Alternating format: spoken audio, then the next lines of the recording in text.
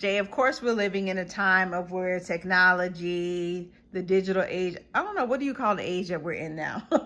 But a lot seems to be focused on digital media, social media, all of these new platforms, apps that are being created.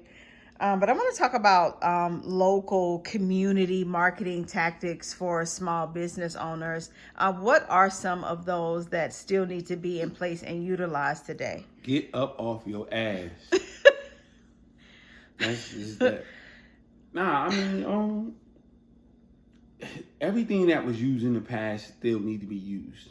I mean, it's if long as there's still newspapers, certain businesses should be in there. As long as it's still television, certain people should still be using it. So long as it's still the radio, certain people should still use it for advertisement. As long as it's still networking events, you should go to them. I think that is a little bit more. You got to be a little bit more crafty.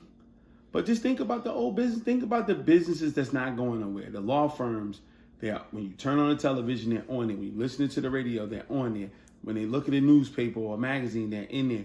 So what makes you think that they got money, they're not thinking about social media? They got social media too. But they are in those platforms because they know where their customers are. You know what I'm saying? They know their customers are just not scrolling through social media. How many people are just going to go to social media and just say, I'm looking for a new lawyer? And so let me go online and on social media, not Google, which, is fine. They use that too. They want to be where their customers are. The car dealerships. Oh my God, man, they own every commercial, right? Radio and television, because they understand. And it's not saying people are picking up a computer to buy cars. They are. But obviously people are getting it rung in your head every day. And you can sing the jingle of the latest jingle of a local car dealership. So these things literally give you a blueprint of what you're supposed to be doing. And it hasn't gone anywhere. Business is still business. Social media is a huge tool. But at the end of the day, it's just one tool. Just because a lot of people don't use the regular hammer anymore, they get the nail gun, it don't mean that it's still one tool. You still got to have some other stuff to build this house. And that house is your business. So, yeah, you got a big tool in the engine to help your business grow if you do it properly. But that doesn't mean that you forego the other ones. I remember being in real estate years ago, and a lady said that, she was like, okay, well, I know y'all like social media, but if you were a real estate agent selling homes and you live in whatever city you live in, why the hell are you marketing all the way on the other side of the country?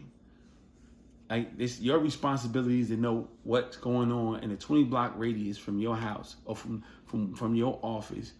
Every real estate deal that go on within a 20-block radius, and that stuck. That resonated at home with me.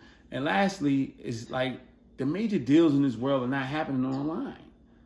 When it's time for them to build a new bridge, they're not going on social media talking about it. When it's time for them to build a new wing on an airport, they're not going on social media to have that discussion.